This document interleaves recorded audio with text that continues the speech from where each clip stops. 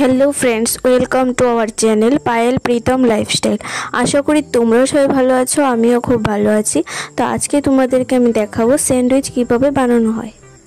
আগের থেকে সিদ্ধ করে রাখা ডিম গ্রেট করে নিয়েছি, টমেটো কুচি, পেঁয়াজ কুচি, লঙ্কা কুচি, ধনিয়া পাতা কুচি, ক্যাপসিকাম কুচি, গোলমরিচ গুঁড়ো, মেয়োনিজ, স্বাদ মতো লবণ দিয়ে ভালোভাবে মিশিয়ে নেব।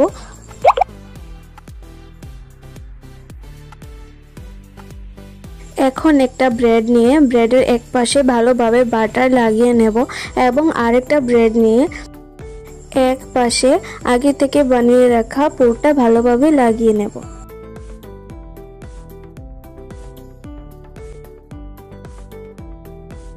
এখন ব্রেডের দুটো স্লাইস একটার উপর আরেকটা ভালোভাবে রেখে দেব। ভালোভাবে করে নিয়েছি। এখন ত্রিকোণ শেপে কেটে নেব।